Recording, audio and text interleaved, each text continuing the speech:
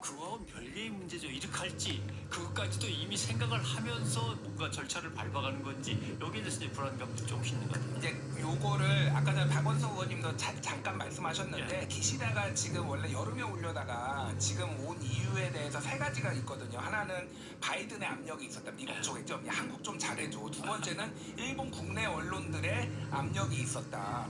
윤석열 대통령 이런 대통령 없어. 일본은 이렇게 좀 우호적인데 그럼 지금 고생하고 있잖아. 지지율 낮아가지고 기지다 가가지고 좀 잘해줘. 이런 사설이 막 쏟아진 거 하나. 또 하나가 이 오염수 문제예요. 왜냐하면은 지금 빠르면은 7월에 지금 방류를 하려고 하고 있거든요. 근데 여름에 오면은 이게 너무 급박하잖아요. 그러니까 이거를 빨리 가가지고 이 문제를 테이블에 올리고 사전 정지 작업을 하고 기시다가 방한한다고 했을 때 일본 언론에서 제일 먼저 나왔던 게 후쿠시마 오염수 테이블에 올린다였거든요. 그러니까 사실상 이것 때문에 저는 왔다라고 봅니다. 후쿠시마 오염수. 근데 말씀하셨다시피 그러면은 이제 후쿠시마 농수산물을 우리가 수입하는 문제가 지금 걸려 있잖아요. 이걸로 WTO 제소까지 하고 막 양국이 신경 좀 버렸잖아요.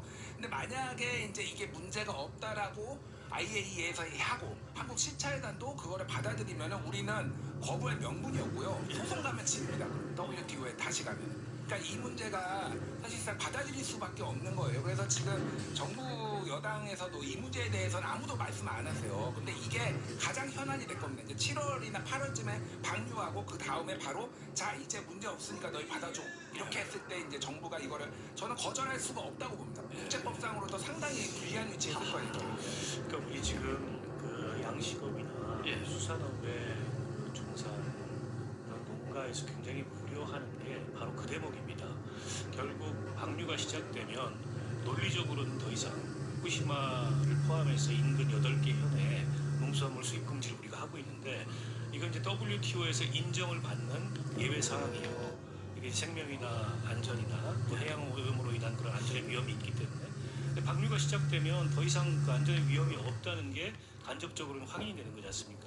그럼 논리적으로 우리가 WTO의 예외를 더 이상 인정받기가 어려워요. 일본은 강력히 수입 재개를 촉구할 거고 근데 만약에 수입이 시작되면 후쿠시마 산이 아님에도 불구하고 어쨌든 수산물 또 농산물 이런 거에 대한 불신이 높아져 가지고 우리의 그 어업이나 또 양식업에 종사하는 그런 종사자들이 굉장한 어려움에 처할 가능성이 있고 횟집도 굉장한 어려움에 처할 가능성이 있어요. 왜냐하면 오염수가 해류를 타고 다 우리 연안까지 온 거 아니냐라고 할 수도 있는 그렇죠. 거니까. 과거의 사례를 보면 그렇습니다. 뭐 돼지 구제역 돌면은 갑자기 이제 돼지고기 안 먹고 또 뭡니까 그 AI 돌면은 갑자기 이제 뭐 닭 안 먹고 이러듯이 때문에 우리 이제 수산농가에서 이 점에 대해서 굉장히 우려하는데 정부에서는 그것과는 별개의 문제라고 얘기하지만 절대 별개의 문제가 아닙니다.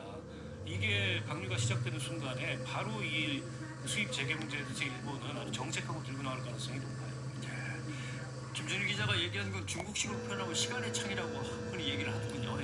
윤석열 정부 있을 때 빨리 다 해야지 그 다음 정부 들어서면 어떻게 될지 모르니까 있는 것들은 다 꺼내가지고 그냥 한꺼번에 다 넘겨가지고 끝내자가 뭐 이런 얘기가 이제 중국 쪽에서는 그러려고 하는 거다라는 이제 비판인 것 같은데 알겠습니다. 그건 또 외신 시간에 한번 더 다뤄봐야 될 거고 그 다음 역시 풀어야 될 문제 중에 제일 큰 것은 역사에 대한 사죄와 청산의 문제인데 글쎄요. 기시다 총리 표현은 제 자신도 마음이 아픕니다. 이건 일본도 아파하고 있습니다. 일본도 사죄할 뜻이 있습니다. 이거는 좀 다른 문제인 것 같습니다. 제 자신도.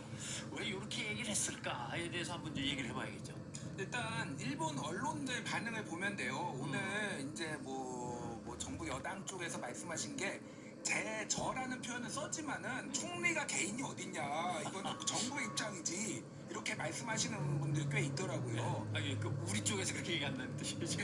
한국의 이제 국민의힘 쪽에서 이거는 정부가 사과한 거다. 기시다 내각이 사과한 거지 기시다 개인이 사과한 게 아니다라고 그게 하는데 나름이구나. 일본 언론들을 제가 좀 이렇게 보니까 이거는 총리 개인이다라고 다 해석을 해놨어요. 아무도 기시다 내각이 사과한 거다 유감 표명한 거다라고 아무도 쓰지 않았습니다. 그러니까 그러면 그게 맞는 거예요. 그러니까 우리나라 언론도 대체적으로 보면은 내각이 한 게 아니라 개인이 이 유감 표명을 정확하게는 가슴 아프게 생각한다. 그것도 유감 표명인지는 잘 모르겠습니다만 어쨌든 가슴 아프게 나쁘게 개인의 감정을 드러낸 거기 때문에 이거는 다음 정권의 역대 정권의 사과에 포함되지도 않을 것 같아요. 제가 볼 때. 난 기시다 정권 다음 정권에 들어서면 역대 담화도 있잖아요. 무라야마다 담화 뭐 오노다마 일본 쫙 있는데 여기에 기시다 담화라고 들어가지도 않을 것 같고 그냥 이게 빠지지 않을까? 그렇게 저는 뭐 개인적으로 보고 있습니다. 저는 이런 대목이 기시다 총리의 노련함이 발휘된 대목이라고 봅니다. 예.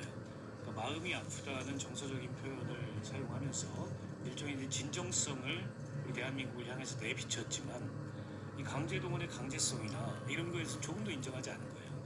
그러니까 일본 가기의 입장은 강제동원은 없었답니다.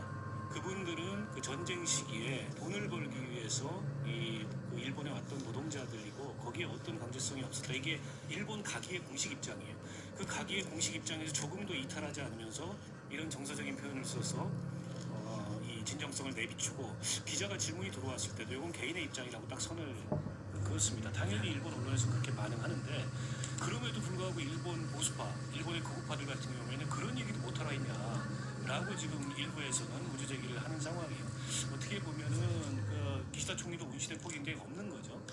근데 이 운신의 폭이 없는 가운데 이런 정도 표현을 써서 이걸 이렇게 넘어가는 것 자체가 외무 대신을 오래 했던 그 사람의 노련미가 발휘된 건데 그에 반해서 윤 대통령은 어제 기자들 앞에서 그 과거에 대한 인식에 대해서 일방에게 강요할 수 없다.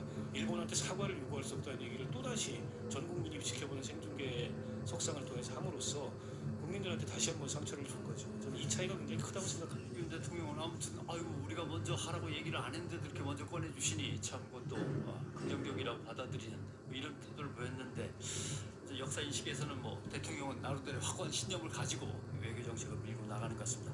그 확고한 신념 중에 마지막으로 하나 중요한 것은 한국과 미국이 만나서 어떤 핵 문제에 대한 틀을 짰는데 일본과 다시 우리가 만나서 이야기를 하고 이것이 워싱턴 선언을 받아들여서 강화된다면 곧바로 이 핵 문제와 관련된 협의체는 한미일 3자가 하는 걸로 옮겨질까요? 저는 요거를 보면서 두 가지를 느낄 수 있었어요. 네. 하나는 이번에 NCG를 홍보하면서 정부에서 이거의 의미가 나토 같은 다자가 아니라 양자다. 이게 의미가 있다라고 얘기를 했거든요. 근데 일본이 들어오면 다자가 되는 거거든요. 그러면은 양자였던 거에 의미가 지금 격화되는 건데 그럼에도 불구하고 일본 참여를 배제하지 않는다. 정말로 일본을 좋아하고 우호적이구나. 이 감정 좀 이런 걸 느낄 수가 있었는데 대통령은 배제하지 않는다라고 했으니까 그렇죠. 분명히. 네, 배제하지 않는다라고 했으니까 그게 이제 19일에서 21일 G7에서 논의가 될 거라고 봅니다. 사실은 일본은 이러면은 밥숟가락 얻는 거예요. 한국하고 미국이 다 해놓은 거에 일본이 들어오는 건데 그러면 뭔가 또 얻어내는 게 있어야죠. 저는 그러니까 일본에 대해서 한미 안보 동맹 좋은데 그러면 이 정도 일본이 밥숟가락 얹게 좀 도와주면은 일본도 좀 더 내놓는 게 있어야 되는데 모든 걸 다 얻어가려고 하니까 좀 짜증이 납니다 개인적으로. 오늘 대통령실에서 좀 주워 담았어요. 일본을 포함해서 3자나 4자로 확대한다는 의미는 아니다. 라고 주워 담았는데 주워 담을 수밖에 없죠. 그러면 양자를 그렇게 선전해놓고 갑자기 일본 포함한다 그러면 거기에 또 여러 해석이 붙으니까 사실은 기시다 총리가 원하는 거죠. 이거는 굉장히 궁금했을 거예요. 저 핵 협의체가 앞으로 뭘 논의하게 될지 그것도 탐색하러 오고 가급적이면 우리도 참여하겠다 이런 의중을 비쳤을 텐데 기자회견에서 그 얘기를 할 사람은 기시다 총리죠. 왜 기시다의 입장을 얘기해 줍니까? 그러니까 이런 면에서 저는 이 노련함과 성숙도의 차이가 크다는 거예요. 예, 알겠습니다. 자, 다음 이슈로 넘어가 보겠습니다. 더불어민주당 김남국 의원의 60억 원 안팎의 위믹스 코인 보유 문제입니다. 워낙 논란이 그냥 커지고 있는 상황입니다. 자, 의혹이 제기된 김남국 의원은 이거는 검찰의 작품이다라고 생각한다. 윤석열 정부가 실정을 덮으려고 자기 어떤 코인을 가지고 얄팍한 수수료를 쓰고 있는 거다 주장을 했습니다. 그렇다 그것도 그렇게 설득력은 없어요. 일단 60억이라고 하는 액수의 국민들은 한번 깜짝 놀라고 신고되지 않은 자산 뭐 법적으로는 신고 안 해도 된다니까 그렇긴 하지만 50억 클럽의 논란이 갔으니 다시 60억에도 깜짝 놀라는 상황이라는 거죠. 일단은 뭐 사실관계를 조금 더 정리를 하면 좋을 것 같아요. 일단 금융정보분석원이 이 위메이드가 만든 위믹스라는 코인의 이상 거래를 감지를 해가지고 그거를 검찰에 수사 의뢰를 했고 검찰이 수사를 하고 있어요. 그러니까 이게 지금 조선일보가 처음에 보도를 한 게 80만 개다. 60억 원이다. 뭐 이렇게 아주 특수하게 언제 매수했고 언제 매도했때까지 나오니까 이거는 검찰이 아니면 아니다라고 김남국 의원은 생각을 해서 하고 저도 검찰 쪽에서 나온 게 맞다고 봅니다. 그거를 검찰이 흘렸든 아니면 조선일보 기자가 열심히 취재를 해서 했든 소스는 검찰 쪽이 맞는 것 같아요. 다만 이게 한동훈 작품이다 이거는 좀 많이 나간 거죠. 그러니까 그거는 증명할 길이 없고 이제 각을 세우겠다 한마디로 한동훈하고 전선을 세우겠다라는 건데 그거는 좀 오바라고 생각을 합니다. 그리고 또 이제 사실관계를 좀 이 맥락을 전체적으로 말씀드릴게요. 이 위믹스라는 게 위메이드라는 게임 회사가 만든 건데요. 이거를 그 게임 아이템들을 사고 팔 때 이걸로 이 코인으로 다 뭐 여러 게임들을 만든 거를 다 이걸로 쓸 수 있게 만든 거예요. 그래서 이 생태계를 늘리겠다라고 했거든요. 문제는 이 위믹스가 2021년, 그러니까 작년이 아니라 재작년이죠. 재작년 11월 정도에 위메이드가 자사가 보유하고 있는 이 코인을 대량으로 2,200억 원치를 매도합니다. 팔아봤어요. 난리가 나요. 그래서 원래 28,000원까지 갔던 게 이게 만 원 안 되게 떨어져 버립니다. 그래서 이게 상장을 앞둔 때였거든요. 그러니까 이게 업비트 뭐 이렇게 뭐 빗썸이는 상장을 앞둔 때였는데 결국은 1월 11일 날 국내에서 가장 큰 업비트에 상장이 돼요. 이게 위믹스가. 근데 가격은 이미 폭락해 있고. 이때 이제 김남국 의원이 들어가가지고 2달 정도 있다가 매도를 한 거예요. 근데 가장 의문점은 그거죠. 쉽게 얘기를 하면은 이게 최대 이게 제가 그때 시세를 보니까 이게 3,000원대에서 한 만원대까지 오르락내리락 해서 정확하게 김남국 의원이 얼마에 들어가서 얼마에 팔았는지는 본인이 밝히지 않으면 알 수가 없어요. 근데 중요한 거는 최소 20억 원에서 최대 60억 원 정도를 돈을 쏟아야지만 이거를 살 수 있는 거예요. 그럼 그 돈이 어디서 난 거냐? 쉽게 얘기를 하면 그 돈이 어디서 난 거냐? 이게 뭐 정치권, 비자금설 등등 했는데 그거는 좀 명확하게 밝힐 필요는 있겠다. 지금 이 상황에서 시세 차익을 받는지 여부는 본인이 밝히지 않으면 알 수가 없어요. 그래서 그 부분은 조금 설명 필요할 것 같습니다. 지금 김남국 의원은 뭐 검찰 탓, 한동훈 탓하면서 프레임 전환을 시도할 때가 아니고 본인이 공개 시장에서 투명한 거래를 통해서 실명 거래를 통해서 거래를 했다라고 얘기한다면 그걸 증명하면 됩니다. 물론 이제 정서적인 부분이 있어요. 이렇게 젊은 의원이 60억씩이나 게다가 코인 투자를 통해서 게다가 재산 공개 신고도 안 했어. 근데 이게 이제 법적인 하자는 아니거든요.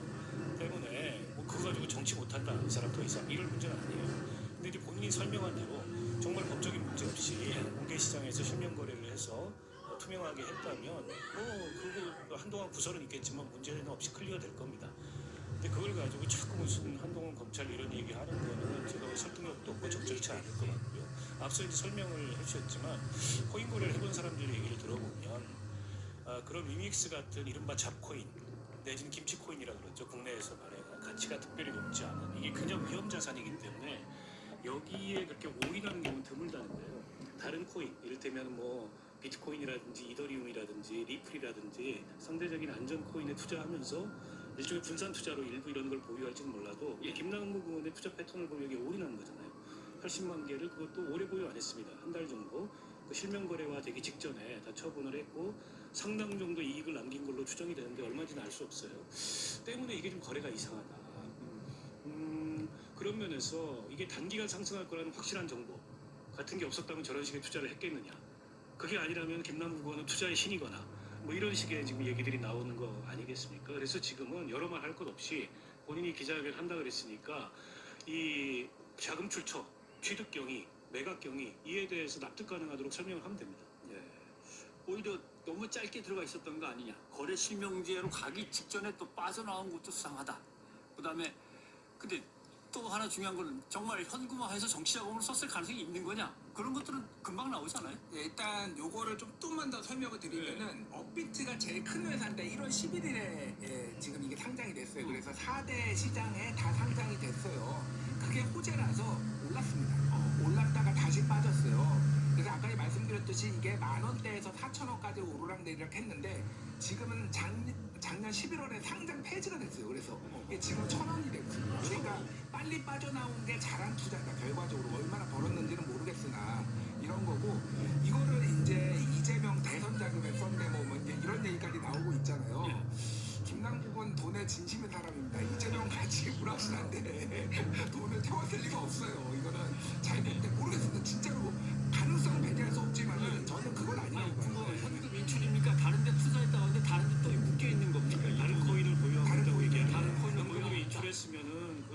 성적이 남고 재산 공개했어야 되는데 재산 변동이 그렇게 크지 않은 걸로 봐서 그건 아닌 것 같고요. 네. 다만 이제 이 위믹스라는 회사가 상장 폐지된 이유가 뭐냐면 본인들이 ICO, 그러니까 이 코인 공개 앞두고서 백서를 발간하는데 1,000만 개 발행하겠다고 실제로 2,000만 개 발행했어요. 그 때문에 이거 이제 사기 코인이다 이래가지고 상장 폐지가 됐는데 과거에 이제 벤처 기업들이 IPO 주식 공개 앞두고서 로비용으로 주식을 뿌립니다. 이번에도 그 유믹스라는 회사가 로비용으로 코인을 뿌린 거 아니냐 이런 혐의까지 받고 있어요. 그러면 김남국 의원이 제대로 소명을 못하면은 그런 의심까지 일각에서 하는 거예요. 저 로비용으로 코인 뿌린 거 받은 거 아니야? 때문에 지금 검찰 의도 한동훈 배우 이런 얘기 하지 말고 본인의 자금 출처 취득 경위, 매각 경위 그리고 지금의 자산 상태 설명하면 됩니다. 김남국 의원은 개인의 어쨌든 이 자산 관련된 내용은 이거는 뭐 그 개인 정보에 해당하고 비밀인데 그걸 공개하는 게 말이 되냐 그렇게 얘기하실 거면요 그걸 지키고 국회의원 안 하면 돼요. 이지경이도 그렇게 얘기할 거면. 알겠습니다. 그리고 사실 좀 당과 관련돼서 하나가 더 문제가 생긴 것은 요때 또 마침 가상자산에 대한 과세에서 이 과세를 1년 정도 좀 미뤄줍시다라는 유예 법안이 나왔을 때 물론 노웅래 의원이 대표 발의자라고 돼 있지만 김남국 의원도 발의에는 공동 발의자로 참가를 했다.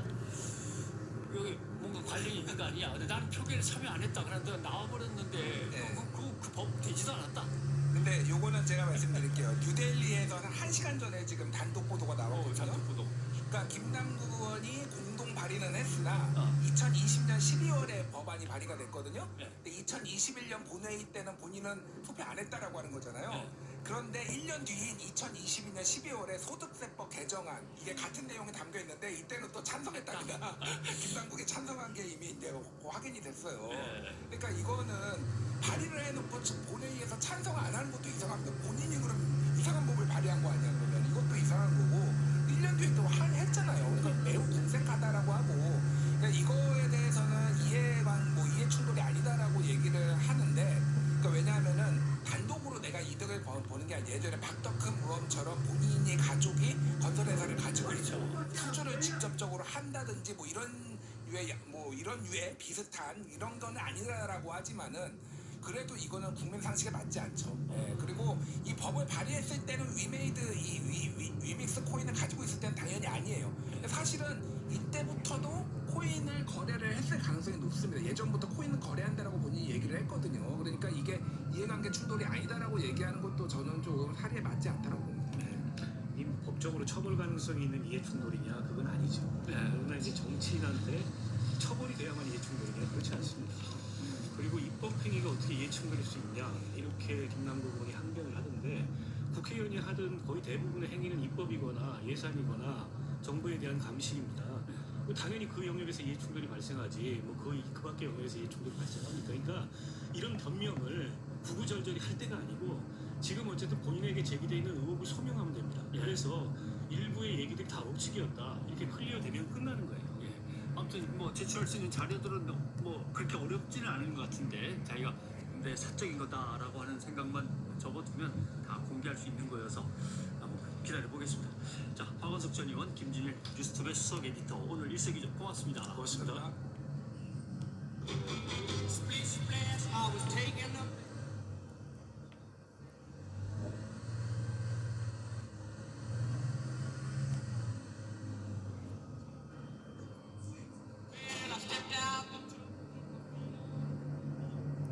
건강과 함께하는 국제본부 시간입니다.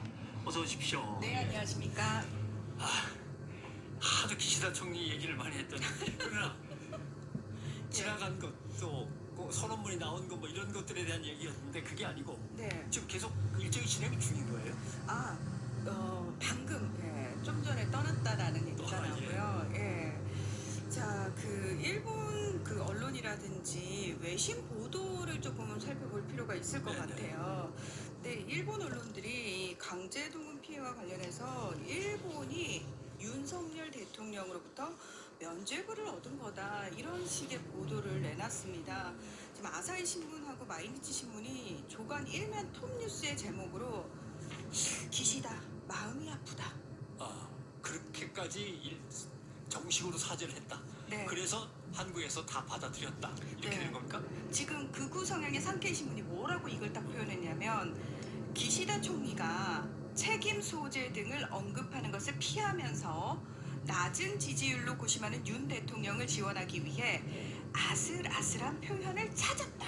찾아냈다. 절묘하게. 절묘하게. 네. 예. 이게 지금 일본 언론과 일본이 지금 우리나라와 관련해서 과거사와 관련해서 어떤 시각인지를 적나라하게 볼 수 있는 그런 부분인 것 가짜 뉴스를 같습니다. 내보내는 언론사는 압수수색 들어가야 되는 건데.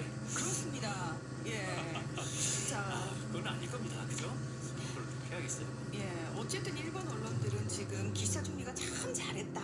예, 이 정도면 뭐 윤 대통령 도와준 거다. 왜냐하면 방문 전부터 윤 대통령 도와줘야 된다 이런 얘기 했으니까요. 예. 알겠습니다. 근데 그럼 이 중국 언론들이 항상 그 얘기를 하는데 미국이 한국과 일본을 압박해가지고 빨리 화해하고 말이야. 빨리 한미일로 가야지 지금 뭐하고서 야단쳐서 이렇게 된 거다. 네. 미국 언론들은 뭐라 그럽니까? 자, 미국 언론들은 예. 이건 바이든 미국 행정부의 승리다.